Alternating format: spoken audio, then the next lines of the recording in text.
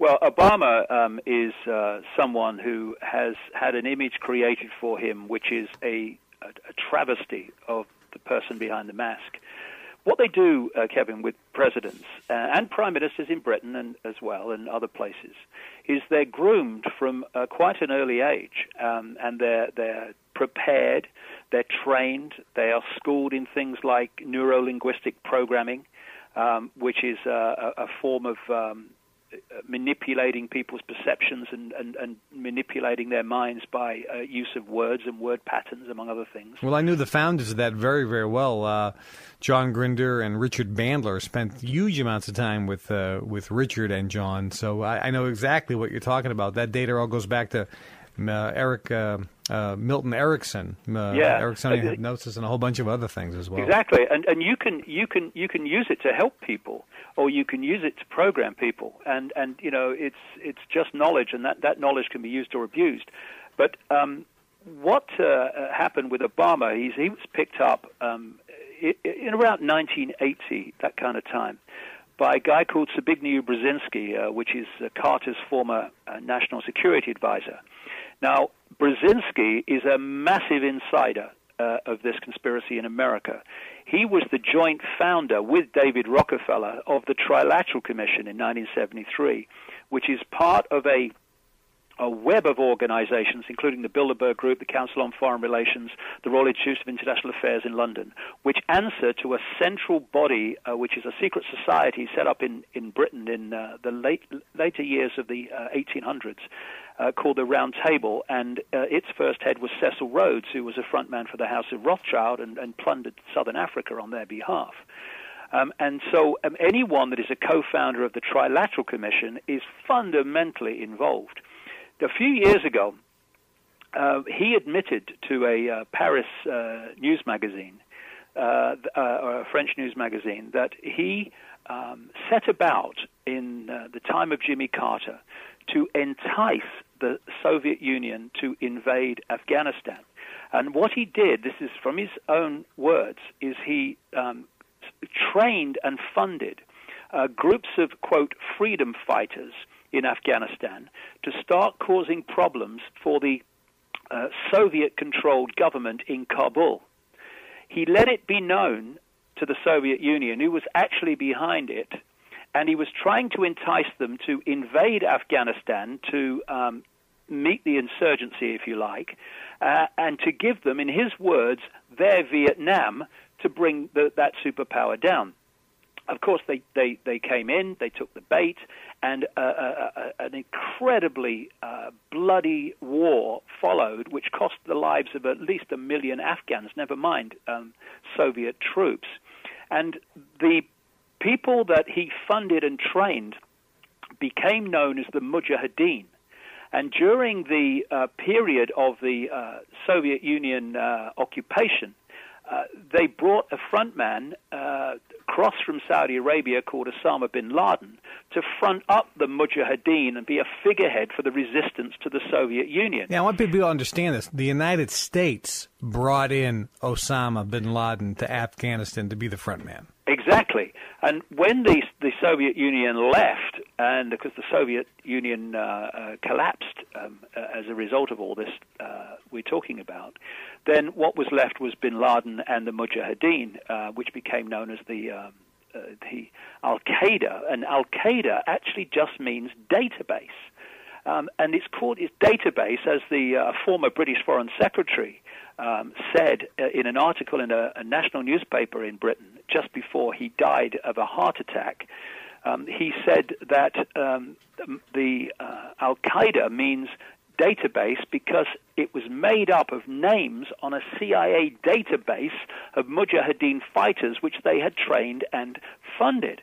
So what we had then, ironically, was when Obama came in, he said, we're going to increase the numbers of troops massively in Afghanistan to meet the threat of the Taliban. Of course, the Taliban came out of the Mujahideen. And so he is putting more troops in Afghanistan to meet a threat from the Taliban, which were in effect created by Zbigniew Brzezinski initially which is the mentor of Barack Obama.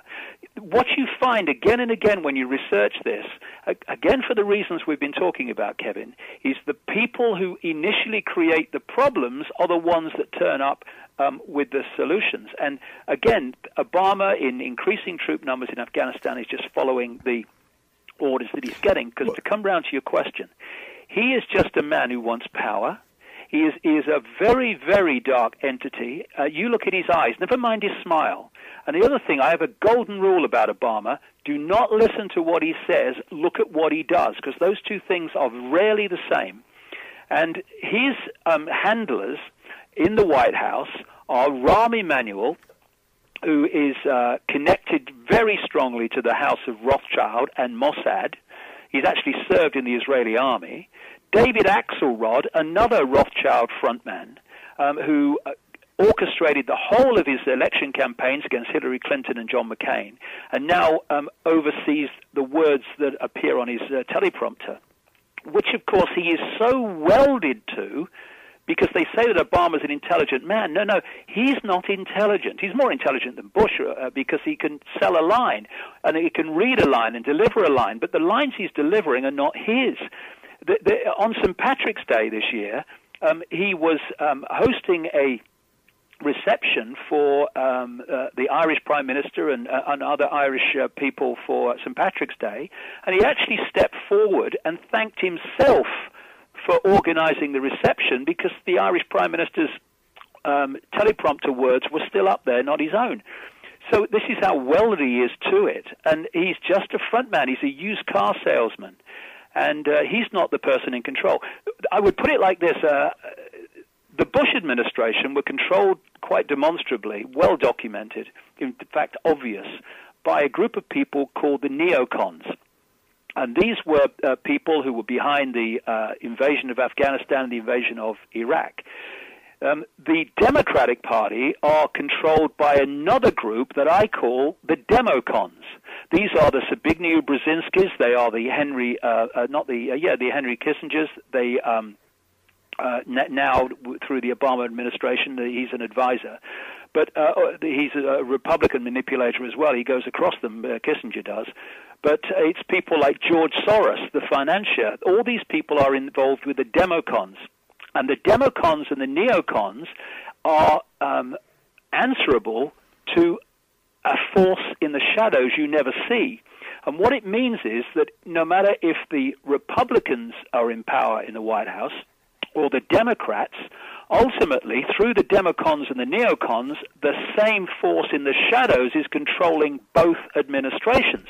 And this is why you've got this coordination now between the Bush administration creating the problem and the Obama administration coming in and offering the solutions that are required to advance this agenda to the problems that the same force created. Well, this is how it works. It's interesting because I'm very familiar with the that scenario. In my book, Natural Cures, They Don't Want You to Know About, I outline how the drug companies always have this miraculous drug just when the problem presents itself, because they actually create drugs. They know that the drugs are going to cause certain medical problems, and so they already start producing the next line of drugs because they know 10 years from now those medical problems are going to surface. They do it also with food. When they put high fructose corn syrup, they knew diabetes was going to spike, restless leg syndrome, depression. So they come out with, they know they're creating the problem, and they're also creating the miracle solution. So it comes out right at the same time. David, how interesting. Just very quickly on that, Kevin, that Baxter International, one of the people involved with the swine flu vaccine, which has been kind of rushed through to create it and get it out because of this great problem, they filed the patent for the swine flu virus that they're now providing vaccine for. They filed the patent for that vaccine in August 2008. Exactly. And the problem, so-called problem, didn't appear until, April in Mexico. Yeah, no. The month after the patent came through. And I expose this in great detail in that book, Natural Cures They Don't Want You to Know About. Folks, we're going to take a short break. Kevin Trudeau here. We'll be right back.